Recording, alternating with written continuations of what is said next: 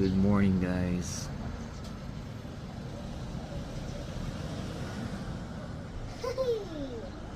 It's really high, so you could drop your phone.